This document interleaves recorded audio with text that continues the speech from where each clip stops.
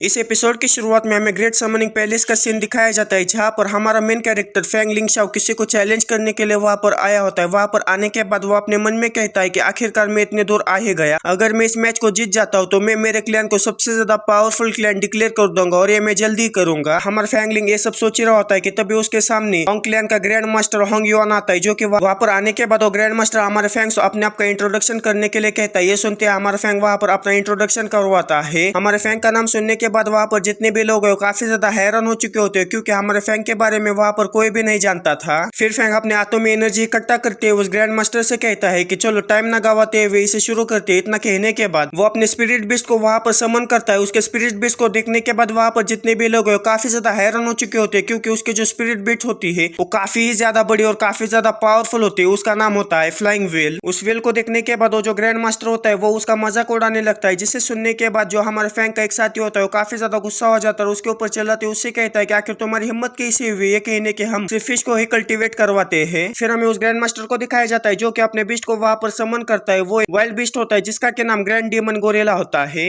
लेकिन तभी हमें उस बीस्ट को दिखाया जाता है जो कि एक जोरदार रोर लगाता है, जिसे देखने के बाद वो जो ग्रैंड मास्टर होता है वो भी काफी ज्यादा हैरान हो जाता है, क्योंकि उसका जो स्पिरिट बीस्ट होता है वो क्योस फॉर्म में इवॉल्व हो रहा होता है। उस गोरेला को क्योस फॉर्म में इवॉल्व होता हुआ देखकर हमारे जो क्लैन मेंबर्स होते हैं वो काफी ज्यादा खुश हो चुके होते हैं। लेकिन तभी हमें अपनी व्हेल को दिखाया जाता है जिसके शेल के ऊपर क्रैक आ रहे होते हैं, जिसे देखने के बाद वो लड़की काफी ज्यादा हैरान हो जाती है। तभी हमें हमारे व्हेल को दिखाया जाता है जिसके के पूरे बॉडी के ऊपर क्रैक्स आने लगते हैं, जिसे देखने के बाद जो हमारा लिंग होता है वो काफी ज्यादा हैरान हो चुका होता है और कहता है कि आखिर यहाँ पर ये सब क्या हो रहा है। लेकिन तभी हमें व्हेल को दिखाया जाता है जो कि पूरी तरह से ज़ॉम्बी कुन में इवॉल्व हो जाती है। उस व्हेल को ज़ॉम्बी में इवॉल्व होता हुआ देखकर जो फैंग है वो काफी ज्यादा हैरान हो चुका होता है और काफी ज्यादा डरने भी लगता है और कहता है कि आखिर ये कैसे हो सकता है, इवोल्यूशन इस तरह से फेल कैसे हो सकता है। तभी हमें उस व्हेल को दिखाया जाता है जो कि काफी तेजी के साथ वहां पर बैठे हुए लोगों के ऊपर हमला करते हुए उन्हें जान से मार देना शुरू कर देती है। उसे इस तरह से लोगों को मारता हुआ देखकर जो फैंग है वो किसी तरह से उस व्हेल को कंट्रोल करने की कोशिश करने लगता है, लेकिन जो कि वो व्हेल पूरी तरह से इवॉल्व हो चुकी होती है और साथ ही में उसका कंट्रोल उसके ऊपर से छूट चुका होता है, जिसकी वजह से जो फैंग है वो व्हेल को पूरी तरह से कंट्रोल नहीं कर पाता। लेकिन इस बात से वो व्हेल काफी ज्यादा गुस्सा हो जाती है और काफी तेजी के साथ हमारे फैंग के ऊपर ही हमला करने के लिए उसकी तरफ बढ़ जाती है। उसे फैंग के ऊपर हमला करता हुआ देखकर वो लड़की काफी ज्यादा डर जाती है। लेकिन हमें फैंग को दिखाया जाता है जो कि अपनी जगह से बिल्कुल भी नहीं हिल पा रहा होता है, क्योंकि वो काफी ज्यादा डर चुका होता है। तभी हमें उस व्हेल को दिखाया जाता है जो कि अपना बड़ा सा मुंह खुलते हुए हमारे फैंग को खाने के लिए उसकी तरफ बढ़ जाती है। जब वो व्हेल हमारे फैंग की तरफ बढ़ रहे होते है तब हमारा फैंग ये सोचने लगता है कि क्या मेरा अंत यहीं पर होने वाला है। इतना कहने के बाद वो अपनी सारी मेमोरीज को याद करने लगता है। तभी वो काफी तेजी के साथ आकर हमारे फैंग के ऊपर हमला करते हुए हमारे फैंग को वहीं पर जान से मार देती है। फिर वहां से सीन चेंज होकर हमें किसी जंगल का सीन दिखाया जाता है, जहाँ पर एक पर्सन अपनी आंखें खोलते हुए कहता है कि क्या मैं अभी भी जिंदा हूँ, लेकिन आखिर मैं कहाँ पर हूँ। इतना कहने के बाद वो उसके पास ही में बहने वाली नदी से पानी पीने के लिए जाता है, लेकिन जब वो अपने चेहरे को पानी में देखता है तो वो काफी ज्यादा हैरान हो जाता है, क्योंकि वो बॉडी तो उसकी होती है लेकिन उस बॉडी के अंदर सोल हमारे फैंग की होती है। हमारे फैंग की सोल उस बॉडी के अंदर आई होती है और वो कहता है कि आखिर में इस तरह से कैसे बन गया। फिर वो अपने आप को शांत करते हुए कहता है कि शायद निर्वाणा सोल ग्रास्पिंग का इफेक्ट होगा, और कहता है कि मुझे अपने आप को प्रोटेक्ट करने के लिए मैंने मेरे व्हेल को जो निर्वाणा सोल ग्रास्पिंग स्किल है वो सिखा दी थी। फिर हमें निर्वाणा सोल ग्रास्पिंग स्किल के बारे में बताता है, अगर कोई स्पिरिट बीस्ट का टेमर मारा जाता है तो उसकी जो सोल है वो 1 साल के अंदर किसी और बॉडी को ढूंढने लगती है जिसके के अंदर की जो सोल है वो डैमेज हो चुकी होती है, और जब उसे एक बार वो सोल मिल जाती है तो वो सोल उस बॉडी के सोल को रिप्लेस करते हुए उस बॉडी के ऊपर पूरा कब्जा बना लेती है। ये सोचने के बाद जो फैंग है वो काफी ज्यादा खुश हो जाता है और कहता है कि अच्छा तो मैं इस बॉडी में रिवाइव हो चुका हूँ। लेकिन तभी वो पूरा सदमे में जाते हुए कहता है कि इसका ये मतलब है कि मुझे मरे हुए लगभग 1 साल हो चुके हैं। और आगे कहता है कि मैंने सोचा था कि जब मैं ग्रैंड क्लैन के अंदर चला जाऊंगा तब मैं सच्चाई का पता लगा सकता हूँ, लेकिन वहां पर जाने के बाद मुझे क्या मिला, सिर्फ फेलियर। मैंने कभी भी नहीं सोचा था कि जो कुन है वो निर्वाणा सोल ग्रास्पिंग का इस्तेमाल करते हुए मारा जाएगा, लेकिन हालांकि मैं फिर से जिंदा हो चुका हूँ तो मुझे फिर से शुरू करना होगा। लेकिन मुझे उस दिन के बारे में काफी अच्छी तरह से सोचना होगा, क्योंकि उस दिन फेलियर होने का कोई चांस ही नहीं बनता था। तो फिर आखिर उसका इवोल्यूशन इस तरह से फेल कैसे हो गया। जब तक कि कोई मेरे पीठ पीछे छोरा नहीं गोपता तब तक उस कुन का इस तरह से इवोल्यूशन फेल नहीं हो सकता है। लेकिन जिसने भी मेरे पीठ के पीछे छोरा गोपा है वो कुन के बारे में सब कुछ जानता है, लेकिन आखिर वो कौन हो सकता है। लेकिन तभी जो फैंग है वो ये सोचने लगता है कि आखिर इस बॉडी का असली ओनर कौन है। हमारा फैंग वो सब सोच रहा होता है कि तभी वहां पर कई सारे लोग आ जाते हैं जो कि हमारे फैंग को ही ढूंढ रहे थे।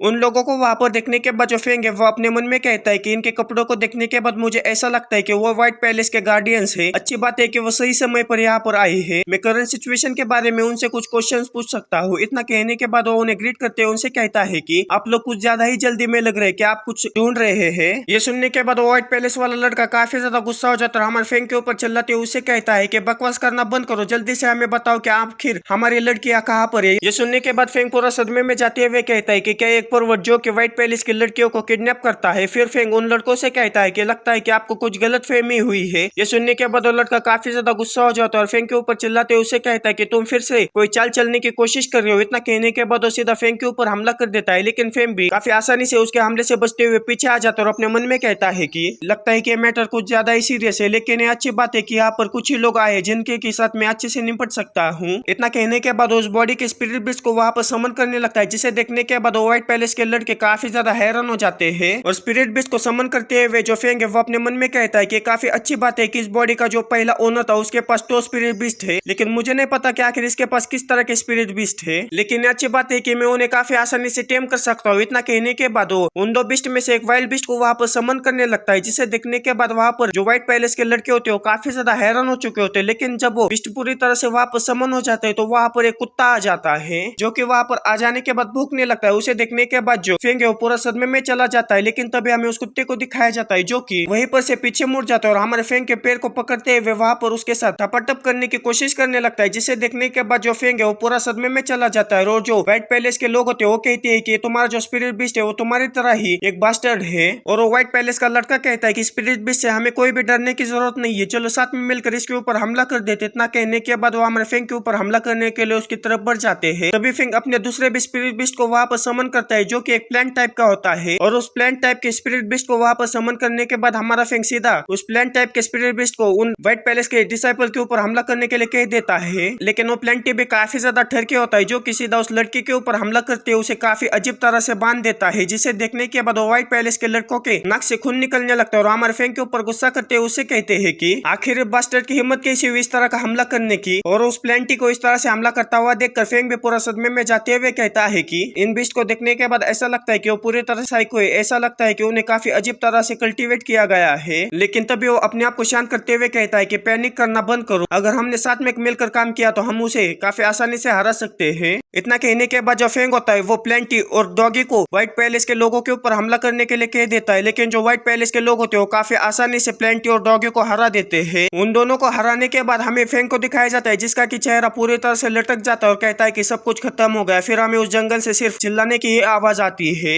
फिर हमें कुछ समय बाद का सीन दिखाया जाता है, जहाँ पर व्हाइट पैलेस के लोगों ने हमारे फेंग को बांध रखा होता है। और व्हाइट पैलेस का लड़का हमारे फेंग से कहता है कि जल्दी से बताओ कि हमारी लड़कियां कहाँ पर है। ये सुनने के बाद फेंग उनसे कहता है कि मैंने तुम्हें कितने बार कहा है कि तुमसे कोई गलती हुई है, मुझे एक्सप्लेन तो करने दो। लेकिन वो व्हाइट पैलेस के लोग हमारे फेंग के गर्दन के ऊपर तलवार रखते हुए उसे कहते कि जल्दी से हमें बताओ कि आखिर लड़कियां कहाँ पर है। तभी पीछे से एक आदमी चिल्लाते हुए आकर उनसे कहता है कि वहाँ पर मुझे इस पर्वत के रहने की जगह मिल चुकी है। फिर वहाँ से सीन चेंज होकर हमें उस बॉडी के पहले ओनर के रहने की जगह दिखाई जाती है, जहाँ पर वो लोग पहुंच जाते हैं। वहाँ पर पहुंचने के बाद वो सीधा उस घर के दरवाजे को तोड़ते हुए वहाँ पर उन लड़कियों को ढूंढने की कोशिश करने लगते हैं, लेकिन उन्हें वहाँ पर एक भी लड़की नहीं मिलती, जिसे देखने के बाद जो फेंग है वो गहरी सी सांस छोड़ते हुए कहता है कि मैं कितना ज्यादा लकी हूँ। लेकिन तभी वो व्हाइट पैलेस का लड़का हमारे फेंग के ऊपर हमला करते हुए उसे कहता है कि जल्दी से मुझे बताओ कि आखिर तुमने उन्हें कहाँ पर छुपा के रखा है। उन्हें अपने आप को इस तरह से मारता हुआ देखकर फेंग उनके ऊपर चिल्लाते उनसे कहता है कि तुम कितने ज्यादा रूड हो, मैं पहले ही तुम्हें बता चुका हूँ कि तुम्हें कुछ गलत फहमी हुई है। मैंने तुम्हारे व्हाइट पैलेस के लड़कियों को नहीं किडनैप किया है। अगर मैं इतना ही बड़ा कमीना होता और एक किडनैपर होता तो तुम्हें मेरे घर में एक सीक्रेट बेसमेंट तो मिलना ही चाहिए था, लेकिन तुमने यहाँ पर उस जैसी कोई चीज देखी। तभी बाहर से एक लड़का चिल्लाते हुए आता है और कहता है कि बॉस, हमें बैकयार्ड में एक सीक्रेट बेसमेंट मिला है। जिसे सुनने के बाद जो फेंग है वो पूरा सदमे में चला जाता है। फिर वहाँ से सीन चेंज होकर हमें बैकयार्ड का सीन दिखाया जाता है, जहाँ पर जो व्हाइट पैलेस के लोग है वो सीक्रेट बेसमेंट को खोल लेते हैं। और जैसे वो सीक्रेट बेसमेंट को खोल लेते हैं वैसे उन्हें उस बेसमेंट में उनकी सारी लड़कियां मिल जाती है। उन लड़कियों को वहाँ पर देखने के बाद जो फेंग है वो पूरा सदमे में जाते हुए कहता है कि इस बॉडी का जो असली ओनर था वो सच में कोई कमीना ही था। तभी हमें उस लड़के को दिखाया जाता है जो कि अंदर चली जाती है। और फिर हमें कुछ समय बाद का सीन दिखाया जाता है, जहाँ पर वो लड़के व्हाइट पैलेस की जो लेडी है उसे बाहर निकाल कर लेकर आती है। उसे वहाँ पर देखने के बाद जो वहाँ पर व्हाइट पैलेस के जितने भी लोग हैं वो घुटनों पर बैठते हुए उस लेडी को ग्रीट करने लगते हैं। और उस लड़के को वहाँ पर देखने के बाद जो फेंग है वो कहता है कि मेरे बर्बाद होने का प्रूफ है। फिर वो जो कैप्टन होता है वो हमारे फेंग की तरफ देखते हुए कहता है कि क्या तुम्हारे पास और कोई बहाना है। इतना कहने के बाद वो अपनी तलवार को निकालते हुए हमारे फेंग के गर्दन के ऊपर रख देता है। लेकिन हमारा फेंग उस कैप्टन के किसी भी सवाल का जवाब नहीं देता, बल्कि वो अपने मन में कहता है कि बस 1 घंटे से भी कम समय में मैं फिर से मरने जा रहा हूँ, आखिर ऐसी बकवास मेरे ही साथ क्यों हो रही है। लेकिन तभी वो लड़की कैप्टन को वहीं पर रुकने के लिए कह देती है। ये सुनने के बाद वो कैप्टन काफी ज्यादा हैरान हो जाता है। तभी वो लड़की कैप्टन से कहती है कि उसे मत मारो, उसे व्हाइट पैलेस में लेकर आओ, मैं इसे हैंडल कर लूंगी। ये सुनने के बाद फेंग भी काफी ज्यादा हैरान हो चुका होता है। फिर वहां से सीन चेंज होकर हमें व्हाइट पैलेस का सीन दिखाया जाता है, जहाँ पर हमारे फेंग को वहां पर जंजीरों से बांध रखा होता है और अपने मन में कहता है कि आखिर उस लेडी ने उस कैप्टन को मुझे मारने से क्यों रोका, क्या वो मुझे टॉर्चर करना चाहती है। और मेरे जो स्पिरिट बीस्ट है वो भी काफी ज्यादा इंजर्ड हो चुके हैं, जिसकी वजह से मैं उन्हें यहाँ पर समन नहीं कर सकता। मुझे जल्द से जल्द यहाँ से भाग जाने का कोई रास्ता ढूंढना होगा। तभी उस जेल का दरवाजा खुलते हुए कैप्टन अंदर आ जाता है और हमारे फेंग से कहता है कि जल्दी से चलो, जो लेडी है वो तुमसे मिलना चाहती है। इतना कहने के साथ ही जो कैप्टन है वह हमारे फेंग को लेकर जाने लगता है। फिर वो जो कैप्टन होता है वो सीधा हमारे फेंग को उस लेडी के चेंबर के बाहर लेकर आकर छोड़ देता है और उससे कहता है कि यह हमारी लेडी का चेंबर है, तुम इसके अंदर जाओ। फिर हमें फेंग को दिखाया जाता है जो कि उस लेडी के चेंबर के अंदर चला जाता है। जब वो अंदर की तरफ जा रहा होता है तो अंदर काफी ज्यादा अंधेरा होता है, जिसे देखने के बाद वो कहता है कि यहाँ पर काफी ज्यादा अंधेरा है, आखिर वो करने की कोशिश कर रही है। तभी हमें उस लेडी को दिखाया जाता है जो कि वहाँ पर एक मोमबत्ती को जलाती है और हमारे फेंग से कहती है कि लिटिल पर्वत कैसे हो तुम। उसे वहाँ पर देखने के बाद जो फेंग है उसे कहता है कि आखिर तुम मेरे साथ क्या करने वाली हो। ये सुनने के बाद जो लेडी होती है वो हमारे फेंग से कहती है कि ये सुनने के बाद वो लेडी हमारे फेंग से कहती है कि क्या तुम्हें पता है कि आखिर मैंने तुम्हें मरने से क्यों बचाया। ये सुनने के बाद फेंग उसे कहता है कि क्योंकि तुम काफी अच्छी लड़की हो जो कि मुझे एक और चांस देना चाहती है। ये सुनने के बाद वो लेडी काफी ज्यादा गुस्से में हमारे फेंग से कहती है कि तुम जैसे एक छोटा सा बच्चा मुझ पर निशाना साधने की हिम्मत कैसे कर सकता है। अगर मैंने उस पॉइजन वाटर को नहीं पिया होता तो तुम मुझे कभी छू भी नहीं पाते। ये सुनने के बाद फेंग उससे कहता है कि ऐसे करने की मैं कभी भी हिम्मत नहीं कर सकता था, ये सब कुछ मिसअंडरस्टैंडिंग है। ये सुनने के बाद वो लेडी हमारे फेंग से कहती कि मैं बाय ल्यूशन कभी भी इस तरह की सिचुएशन से नहीं गुजरी हूँ, लेकिन तुम सबसे ऐसे पर्सन हो जिसने कि मुझे इस तरह से ट्रीट किया है और तुम्हें एक ही बार में मार डालना ये मेरे गुस्से को कभी भी शांत नहीं करेगा। मैं तुम्हें जिंदगी भर के लिए इस व्हाइट पैलेस के अंदर कैद करके तुम्हें हर दिन टॉर्चर करूंगी। इतना कहने के बाद वो लेडी अपने सांप को बाहर निकाल लेती है। ठरकियों, कुछ गलत मत समझना, सांप उसका स्पिरिट बीस्ट है और जब मेरा मन भर जाएगा तुम्हें टॉर्चर करने से तब मैं तुम्हें अपना स्लेव बना दूंगी। मैं तुम्हें हमेशा ही एक व्हाइट प्लेस के अंदर एक ओबीडिएंट स्लेव की तरह कैद करके रखूंगी। ये सुनने के बाद फेंग उस लेडी से कहता है कि नहीं नहीं, मैं इस जॉब के लिए सूटेबल नहीं हूँ। मैं जब से पैदा हुआ है तब से मैंने किसी की भी केयर नहीं की है। मुझे नहीं पता कि आखिर दूसरों का ख्याल कैसे रखते हो, यहाँ तक कि मुझे ठीक से फ्लोर को साफ करना भी नहीं आता और खाना बनाना भी नहीं आता। ये सुनने के बाद वो लेडी काफी ज्यादा गुस्सा हो जाती है और फेंग से कहती है कि मैं तुम्हारे साथ यहाँ पर कोई डील करने के लिए नहीं बैठी हूँ। लेकिन हमें फेंग को दिखाया जाता है जो कि वहाँ से निकलते उस लेडी से कहता है कि इस ऑफर के लिए अच्छा रहेगा कि तुम किसी और को ढूंढ लो। लेकिन तभी वो लेडी फेंग को वहाँ पर रोकते हुए अपने बीस्ट को हमारे फेंग के ऊपर हमला करने के लिए कह देती है। ये सुनते हमारा जो स्नेक होता है वो काफी तेजी के साथ हमारे फेंग के ऊपर हमला करने के लिए उसकी तरफ बढ़ जाता है। उसे अपने तरफ आता हुआ देखकर फेंग काफी तेजी के साथ उसके हमले से बच जाता है, लेकिन जो सांप के दांत होते हैं उसके अंदर वो जड़ें फंस जाती है, जिसकी वजह से हमारा फेंग उस जड़ों से आजाद हो जाता है। फिर वो लेडी खदेड़ते हुए हमारे फेंग से कहती है कि अगर तुम्हें जाना है तो उस व्हाइट स्नेक से तुम्हें परमिशन लेनी होगी। ये सुनने के बाद फेंग कहता है कि अगर ऐसी बात है तो फिर ठीक है। इतना कहने के बाद जो फेंग है वो अपने दोनों स्पिरिट बीस्ट को वहां पर समन करता है, लेकिन हमें दिखाया जाता है हमारे फेंग के दोनों स्पिरिट बीस्ट वहां पर सो रहे होते। तभी फेंग उन्हें चिल्लाते हुए उठने के लिए कह देता है। जैसे हमारे फेंग की आवाज उनके कानों में पहुंचती वैसे वो दोनों खड़े हो जाते और हमारा फेंग उनसे उस स्नेक के ऊपर हमला करने के लिए कह देता है। ये सुनते वो दोनों काफी तेजी के साथ उस स्नेक के ऊपर हमला करने के लिए उसकी तरफ बढ़ जाते हैं, लेकिन हमारा स्नेक काफी आसानी से प्लेंटी को अपने मुंह में धर दबोच लेता है और जो डॉग है उसके हमले से काफी आसानी से बच जाता है, जिसे देखने के बाद जो फेंग है वो काफी ज्यादा हैरान हो जाता है। लेकिन तभी हमें प्लेंटी को दिखाया जाता है जो कि मुस्कुराते हुए अपने जड़ों से उस सांप को घेरने लगता है और हमें दिखाया जाता है उस सांप को भी वो जो प्लेंटी होता है काफी अजीब तरह से पकड़ लेता है और हमारा डॉगी भी काफी तेजी के साथ उस स्नेक की तरफ बढ़ते हुए उसके आंखों में मुद देता है। उन दोनों की इस तरह की स्किल्स देखने के बाद जो लेडी है पूरा सदमे में चली जाती है और साथ ही में हमारा जो फेंग है वो भी पूरा सदमे में चला जाता है और कहता है कि जैसे कि उनके स्किल्स से एक्सेप्ट किया था। लेकिन तभी वो लेडी हमारे फेंग से कहती कि क्या तुम्हें सच में ऐसा लगता है कि तुम्हारे वो दोनों छोटे स्पिरिट बीस्ट मेरे लेवल 5 वाले व्हाइट स्नेक से लड़ सकते हैं? तुम्हें मैं अभी अपनी पूरी पावर दिखाती हूँ। इतना कहने के बाद वो अपने स्पिरिट बीस्ट के बर्निंग स्केल टेक्निक को एक्टिवेट कर देती है, जिसके वजह से उसके जो स्केल्स होते हैं वो काफी ज्यादा गर्म हो जाते हैं। उन स्केल्स के गर्म हो जाने की वजह से हमारे प्लेंटी ने जो उसे जकड़ रखा होता है उसके जो वाइंस होते हैं वो जल जाते हैं और साथ ही में हमारे प्लेंटी की भी हालत काफी ज्यादा खराब हो जाती है। तभी हमें हमारे डॉगी को दिखाया जाता है जो कि काफी तेजी के साथ उस स्नेक के ऊपर हमला करने के लिए उसकी तरफ बढ़ जाता है, लेकिन तभी उसने अपने पूंछ का इस्तेमाल करते हुए हमारे डॉगी के ऊपर हमला कर देती है, जिसकी वजह से वो डॉगी काफी तेजी के साथ जाकर पीछे एक पत्थर से टकरा जाता है और वहीं पर बेहोश हो जाता है। स्पिरिट बीस्ट को इस तरह से हारता हुआ देखकर जो फेंग है वो काफी ज्यादा डर जाता है। तभी जो लेडी होती है वो हमारे फेंग से कहती है तुम्हारे जो स्पिरिट बीस्ट है वो अब बेहोश हो चुके हैं, आखिर तुम अब फाइट कैसे करोगे? इतना कहने के बाद अपने स्नेक को फेंग के ऊपर हमला करने के लिए कह देती है। ये सुनते हुए उसने काफी तेजी के साथ हमारे फेंग के ऊपर हमला करने के लिए उसकी तरफ बढ़ जाता है, लेकिन जैसे उसने हमारे फेंग को खाने वाला था वैसे हमारा फेंग उसके दोनों जबड़ों को काफी कस के पकड़ लेता है। लेकिन जो कि स्नेक हमारे फैंग से काफी ज्यादा पावरफुल होता है, जिसके वजह से वो स्नेक हमारे फैंग को खिसकाते हुए पीछे लेकर चला जाता है। लेकिन तभी हमारा फैंग उस स्नेक के जबड़े को छोड़ देता है, जिसके वजह से हमारा फैंग सीधा वहां पर बने हुए तालाब में गिर जाता है। तालाब में गिर जाने के बाद फैंग किसी तरह से अपने आप को संभालते हुए कहता है कि अब मुझे क्या करना चाहिए। मेरे जो दोनों स्पिरिट बीस्ट थे वो बैटल नहीं कर सकते। लेकिन तभी हमारे फैंग की नजर वहां पर किसी चीज के ऊपर पड़ जाती है, जिसे देखने के बाद वो काफी ज्यादा हैरान हो जाता है। फिर हमें उस तालाब के बाहर का सीन दिखाया जाता है, जहाँ पर वो लेडी तालाब की तरफ देखते हुए कहती है कि क्या तुम छोटी कमीने, क्या तुम मर चुके हो? तुमने अभी तक मुझे एंटरटेन नहीं किया है। लेकिन तभी उस लेडी को उस पानी के अंदर रोशनी दिखाई देने लगती है, जिसे देखने के बाद वो लेडी काफी ज्यादा हैरान हो जाती है और कहती है कि आखिर ये क्या है, क्या उसके पास अभी भी एक स्पिरिट बीस्ट है? तभी हमें फैंग को दिखाया जाता है जो कि एक मछली की स्पिरिट बीस्ट को लेकर उस पानी से बाहर निकलता है, जिसे देखने के बाद वो लड़की काफी ज्यादा हैरान हो जाती है और हंसते हुए हमारे फैंग से कहती है कि आखिर तुमने उस मड फिश को अपनी स्पिरिट बीस्ट बनाने के लिए क्यों चुना? मैंने कभी भी नहीं सोचा था कि तुम इतने बड़े स्टूपिड हो। क्या तुमने अभी तक उस मड फिश की स्टोरी के बारे में नहीं सुना है? ये सुनने के बाद फैंग काफी ज्यादा हैरान हो जाता है और कहता है कि आखिर कैसी स्टोरी? ये सुनने के बाद वो लेडी हमारे पिछले जन्म वाले फैंग के बारे में सारी स्टोरी बताने लगती है कि उसके पास एक काफी पावरफुल मड फिश थी, जिसके वजह से वो काफी ज्यादा पॉपुलर बन गया था।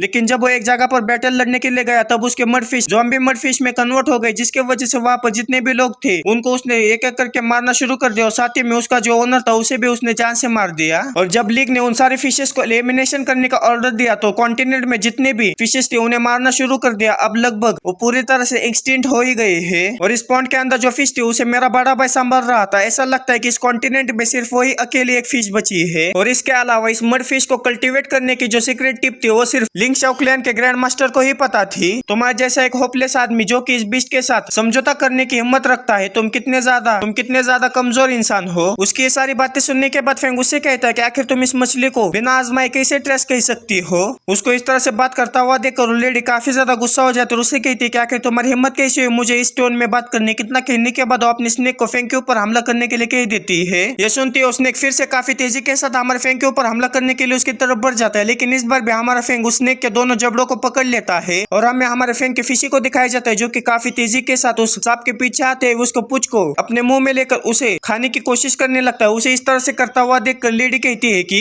आखिर ये फिश करने की क्या कोशिश कर रही है? क्या तुम मेरे साथ मजाक कर रहे हो? फिर वो लेडी हमारे फैंग के ऊपर चिल्लाते हुए कहती है कि लो फैंग, आखिर तुम इतने बड़े गधे कैसे हो सकते हो? मैंने कभी भी एक्सपेक्ट नहीं किया था कि तुम्हारे जैसे गधे से मैं बुली हो जाऊंगी। इस बार मैं तुम्हें नहीं छोड़ूंगी, आज तुम्हारा अंत यहीं पर होगा। इतना कहने के साथ वो जो व्हाइट स्नेक होता है और भी अपनी पावर लगाते हुए हमारे फैंग को काटने की कोशिश करने लगता है। उसने कितनी ज्यादा पावर लगाने लगता है जिसे संभालना हमारे फैंग के भी बस की बात नहीं रहती, इसीलिए वो फिशी से जल्दी से उसे सॉलो करने के लिए कहने लगता है। तभी हमें हमारे फिशी को दिखाया जाता है जो कि काफी तेजी के साथ उस स्नेक को निगलने लगता है, जिसे देखने के बाद वो लेडी और साथ ही में उसने काफी ज्यादा हैरान हो जाते हैं। और आखिर में हमारा जो फिशी होता है वो काफी तेजी के साथ उस स्नेक को पूरी तरह से निगल लेता है, जिसे देखने के बाद वो लेडी पूरा सदमे में चली जाती है। और आखिर में हमारा फिशी भी वहां पर एक जोरदार डकार लगाता है। उसे देखने के बाद जो लेडी हो सीधा अपने घुटनों पर बैठते हुए रोने लगती है और रोते हुए कहती है कि भाई चंद तुम इस तरह से नहीं जा सकते। और हमें फैंग को दिखाया जाता है जो कि लड़ाई करने से काफी ज्यादा थक चुका होता है, इसलिए उसको जोर जोर से खांच रहा होता है। फिर फैंग अपनी फिशी को वापस बुलाते हुए उस पॉन्ड से बाहर निकलने लगता है और निकलते हुए लेडी बाई से कहता है कि तुम कुछ ज्यादा ही एग्रेसिव हो, इसीलिए मेरे पास तुम्हारे स्पिरिट बीस्ट को मारने के अलावा कोई दूसरा रास्ता नहीं था। इतना कहने के बाद फैंग काफी तेजी के साथ वहां से चला जाता है। फैंग को इस तरह से जाता हुआ देखकर जो लेडी बाई वो चिल्लाते हुए अपने सारे लोगों को वहां पर बुलाते हुए उनसे कहती है कि जल्दी से जाकर उस कमीने फैंग को पकड़कर यहाँ पर लेकर आओ। ये सुनने के बाद वो कैप्टन लेडी से कहता है कि अगर इतनी ही जल्दी है तो क्या हम अपने स्पिरिट बीस्ट का इस्तेमाल कर सकते हैं? ये सुनने के बाद जो लेडी वो काफी ज्यादा जोर से चिल्लाते हैं उनसे कहते हैं कि तुम कुछ भी करो, अपने स्पिरिट बीस्ट का इस्तेमाल करो या फिर पोकेमोन का इस्तेमाल करो, बस उसे पकड़कर मेरे पास लेकर आओ। ये सुनते वो सारे लोग अपने अपने स्पिरिट बीस्ट को बाहर निकाल लेते हैं। फिर हमें फैंग को दिखाया जाता है जो कि काफी तेजी के साथ वहां से भाग रहा होता है और भागते हुए अपने मन में कहता है कि अभी के लिए मैं काफी ज्यादा कमजोर हूँ, लेकिन ये अच्छी बात है कि मुझे सही समय रहते वो मड फिश मिल गई। लेकिन मैंने जो लेडी बाई के साथ कांड कर दिया उसके वजह से वो काफी ज्यादा पागल हो रहे होंगे, लेकिन मुझे जल्द से जल्द यहाँ से निकलना होगा। फिर हमें अगले दिन सुबह का स्पिरिट बीस्ट एक्सप्रेस का सीन दिखाया जाता है जहाँ पर से हम किसी भी स्पिरिट बीस्ट को कहीं दूर ट्रेवल करने के लिए पैसे देकर उधार ले सकते हैं। फिर हमें फैंग को दिखाया जाता है जो कि काफी तेजी के साथ उस मोटे आदमी के पास आते हैं, उसे कहता है कि मुझे भी एक स्पिरिट बीस्ट चाहिए। सुनने के बाद वो मोटा आदमी हमारे फैंग से कहता है कि क्या आप मुझे बता सकते हैं कि क्या आप स्पिरिट बीस्ट खुद के लिए ले रहे हैं या फिर एक क्लैन की रिक्वेस्ट है?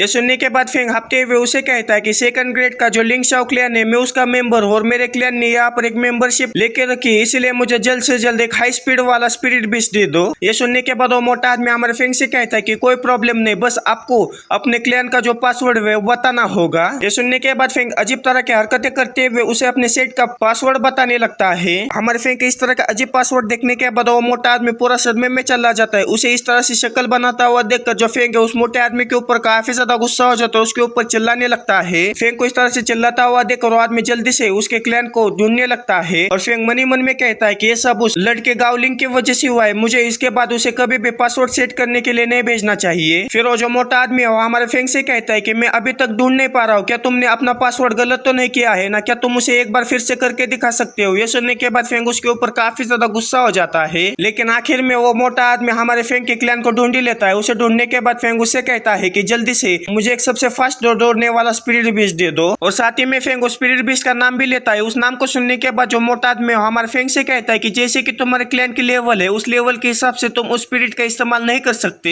ये सुनने के बाद फेंग काफी ज्यादा हैरान हो जाता और कहता है कि मेरा क्लैन तो सेकंड ग्रैंड लेवल का क्लैन है, आखिर में उसे इस्तेमाल क्यों नहीं कर सकता। लेकिन तभी फेंग को लेडी बाई की वो बात याद आ जाती है जहाँ पर लेडी बाई हमारे फेंग से कहती है कि जब से उस क्लैन का ग्रैंड मास्टर मारा गया है तब से वो क्लैन भी पूरी तरह से तबाह होने के कगार पर आया है। ये सोचने के बाद फेंग पूरा सदमे में जाते हुए कहता है कि अब मुझे सब कुछ समझ में आ गया, जब से मैं मरा हूँ तब से मेरे क्लैन की लेवल काफी ज्यादा गिर चुकी होगी। इतना सोचने के बाद जो फेंग है वो जल्दी से उस मोटे आदमी से कहता है कि जल्दी से मुझे बताओ कि आखिर मेरे क्लैन की करंट लेवल क्या है। लेकिन वो मोटा आदमी ये सब हमारे फेंग को बताने के लिए काफी ज्यादा हिचकिचा रहा होता है। ये देखने के बाद फेंग उससे कहता है कि आखिर तुम मुझे ये सब बातें बताने के लिए हिचकिचा क्यों रहे हो, जल्दी से मुझे बताओ क्या मेरे क्लैन का लेवल डिंग लेवल पर है। ये सुनने के बाद वो मोटा आदमी डरते हुए फेंग से कहता है कि मुझे माफ कर देना, लेकिन तुम्हारा जो क्लैन है उसे एलिमिनेट किया गया है। ये सुनने के बाद जो फेंग है वो पूरा सदमे में चला जाता है। फिर हमें व्हाइट पैलेस का सीन दिखाया जाता है जहाँ पर वो कैप्टन लेडी बाई के पास वापस आते हुए उसे कहता है कि हमने मेरे सारे लोगों को चारों ओर भेजा, लेकिन दूर दूर तक हमें फेंग के किसी भी तरह के निशान नहीं मिले, लगता है कि वो कहीं पर जाकर छुप चुका है। ये सुनने के बाद काय काफी ज्यादा गुस्सा हो जाते हैं और उनके ऊपर चिल्लाते हुए उनसे कहती है कि तुम सारे लोग कचरे हो, तुम्हारा कोई भी इस्तेमाल नहीं किया जा सकता,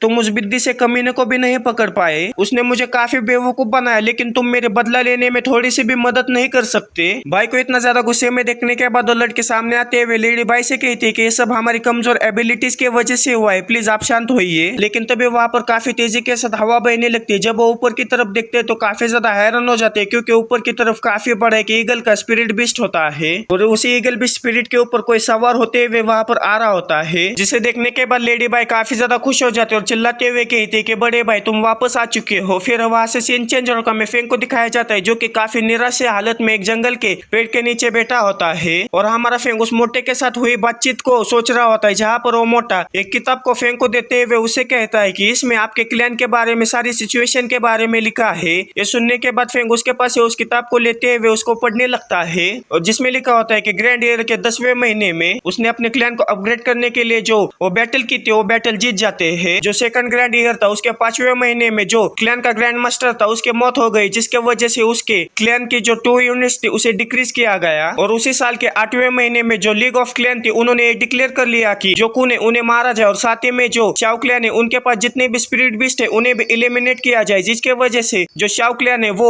डिंग लेवल में डिनोटेड हो गया और अगले साल के दूसरे महीने में उसके ऊपर काफी सारे सैंक्शंस लगा दिए, जिसके वजह से जो लिंग शाओ क्लैन है उसके ऊपर काफी बड़ा डैमेज पड़ा और इसी तरह से जो लिंग शाओ क्लैन था उसका लिस्ट के अंदर से नाम हटा दिया गया और उसे एक भूला हुआ क्लैन डिक्लेयर कर दिया। उन सारी बातों को पढ़ने के बाद फेंग पूरा सदमे में जाते हुए कहता है कि मैंने कभी भी एक्सपेक्ट नहीं किया था कि मेरे मरने के बाद मेरे क्लैन को इतना बड़ा डैमेज पहुंचेगा, ये सब मेरी वजह से हुआ है, मुझे अपने ऊपर कम ध्यान देना चाहिए था और जो क्लैन है उसके ऊपर काफी ज्यादा ध्यान देकर उसे और भी ज्यादा पावरफुल बना देना था। लेकिन उस साल जब हमारे क्लैन का फेम काफी ज्यादा बढ़ रहा था और उसी दिन उस रात में क्या हुआ उसे फिगर आउट करने के लिए मैं जुट गया और सारे रास्तों के ऊपर ध्यान देना इम्पॉसिबल था। फिर वो गहरी सी सांस छोड़ते हुए कहता है कि जो क्लैन है वो पूरी तरह से डिस्ट्रॉय हो चुका है और जो स्पिरिट बीस्ट है उन्हें इन ट्रेनिंग फॉर्म के अंदर डाल दिया है और अभी जो मेरे क्लैन का पावर नंबर है वो 0 है। फिर वहां से सीन चेंज होकर हमें व्हाइट पैलेस का सीन दिखाया जाता है जहाँ पर जो लेडी बाई रोते हुए अपने बड़े भाई से वहां पर जो कुछ भी हुआ है वो बता रही होती है और लेडी बाई की सारी बातें सुनने के बाद जो उसका बड़ा भाई है वो काफी ज्यादा गुस्सा हो गया होता है, लेकिन वो लेडी बाई के स्पिरिट बीस्ट के मरने के ऊपर ना ही उसकी किडनैपिंग के ऊपर गुस्सा हो रहा होता है, बल्कि वो इस बात के ऊपर गुस्सा हो रहा होता है कि फेंग ने उसकी मर्ड फिश को कैसे लिया। ये सुनने के बाद जो लेडी बाई वो पूरा सदमे में चली जाती है। फिर वो उसके बड़े भाई से कहती है कि क्या सच में वो मर्ड फिश काफी ज्यादा पावरफुल है, अगर वो इतनी ज्यादा पावरफुल थी तो फिर तुमने मुझे मुझे उस मड फिश की तरह ही क्यों उस पावरफुल स्पिरिट बिस्ट नहीं दिया। ये सुनने के बाद लेडी बाई का बड़ा भाई उसे कहता है कि क्या स्ट्रॉन्ग, वो काफी ज्यादा कमजोर है। ये सुनने के बाद लेडी बाई काफी ज्यादा हैरान हो जाती है और कहती है कि क्या उसने पलक झपकते ही मेरे जो स्पिरिट बिस्ट है उसे पूरी तरह से निगल लिया। ये सुनने के बाद लेडी बाई का भाई उसे कहता है कि वो मड फिश की स्किल होती है, उसका नाम है स्वॉल्विंग। वो स्किल इतनी भी ज्यादा पावरफुल नहीं है, वो स्किल का उस तभी इस्तेमाल कर सकते हैं जब उनका अपोनेंट अपने डिफेंस को और अपने रेजिस्टेंस को काफी ज्यादा कम कर दे। बस तुम्हें अपने स्पिरिट बिस्ट को और भी लड़ने के लिए मोटिवेट कर देना चाहिए था। अगर तुमने ऐसा कर दिया होता तो जो उस मड फिश की जो स्वॉलोइंग टेक्निक थी वो पूरी तरह से कैंसिल हो जाती। ये सुनने के बाद लेडी बाई पूरा सदमे में जाती हुए कहती कि क्या ये इतना ज्यादा सिंपल था। ये सुनने के बाद उसका बड़ा भाई उसे कहता है कि इसीलिए मैंने तुम्हें कई बार कहा है कि तुम्हें स्पिरिट बिस्ट की स्किल के ऊपर और भी ज्यादा फोकस करने की जरूरत है। तुमने इतने ज्यादा पावरफुल और इतने ज्यादा पोटेंशियल रखने वाले स्नेक को इसी तरह से गवा दिया। ये सुनने के बाद लेडी बाई उसे कहती कि नहीं नहीं, मैंने भी उसके साथ लड़ाई की। ये सुनने के बाद उसका भाई उसे कहते हैं कि क्या तुमने सच में उसके साथ लड़ाई की। फिर वहां से सीन चेंज होकर में फिर से फैंग को दिखाया जाता है जो कि अभी भी काफी ज्यादा उदास होता है। उसे इस तरह से उदास देखने के बाद जो फिश है उसे कंसोल करने की कोशिश करने लगती है। उसे इस तरह से कंसोल करता हुआ देखकर जो फैंग है उसे कहता है कि तुम मुझे कंसोल कर रहे हो, तुम्हारा बहुत बहुत शुक्रिया, लेकिन तुम्हें मेरी चिंता करने की जरूरत नहीं है। मैं तब तक हार नहीं मारूंगा जब तक कि मैं जो फैंग है उसके डिस्ट्रैक्शन का बदला नहीं लेता, और जब तक कि तुम मेरे साथ हो तब तक मुझे टेंशन लेने की जरूरत नहीं है। फिर व्हाइट पैलेस का सीन दिखाया जाता है जहाँ पर वही लड़का बाई से कहता है कि उस फिश में इतनी भी अच्छी चीज नहीं है, जब वो बड़ा हो जाएगा तब वो अपने ही मास्टर को निगल लेगा। लेकिन हमें फैंग को दिखाया जाता है जो कि फिशी से कहता है कि लोग कहते हैं कि तुम यूजलेस हो, तुम एक डिमोनिक बीस्ट हो और इसी की वजह से तुम्हारे अपने ही खुद के स्पीशीज को पूरी तरह से तबाह कर दिया है। लेकिन मैं जानता हूँ कि आखिर तुम कितने ज्यादा स्ट्रांग हो और तुम्हारे अंदर कितने ज्यादा स्ट्रांग फीचर्स है। और इधर लेडी बाई का भाई कहता है कि सिर्फ जो लिंग शाओ है वही जानता था कि आखिर मड फिश को कैसे कल्टीवेट किया जाता है, वो सिर्फ एक सीक्रेट था जो कि उसी के साथ चला गया। और इधर फैंग कहता है कि मैं उस सीक्रेट के बारे में जानता हूँ जो कि तुम्हें अनडिफीटेबल बनाता है। इधर वो लड़का कहता है कि वो छोटा सा कचरा कभी भी उस फिश के साथ कुछ भी नहीं कर सकता था, मैं जल्दी उसे ढूंढ लूंगा। और उधर फैंग उस फिशी से कहता है कि फिशी तुम अपने आप को साबित करना चाहती हो ना, अगर तुम ये चाहते हो कि लोग तुम्हें एडमायर करे तो तुम्हें और भी ज्यादा एफर्ट्स डालते हुए अपने आप को डेवलप करना होगा। मेरी पिछली जिंदगी में मेरे फेलियर के लिए मैं तुम्हें कभी भी ब्लेम नहीं करूंगा, लेकिन इस जिंदगी में मैं आशा रखता हूँ कि तुम सब कुछ निगलते हुए इस दुनिया के टॉप पर मेरे साथ ही खड़ी रहोगी। और इसी के साथ ये वीडियो यहीं पर खत्म हो जाता है। ये सीरीज को मैं कंटिन्यू करूँ या नहीं आप मुझे कमेंट में ये जरूर बताना। मिलते अगली किसी वीडियो में। Okay bye.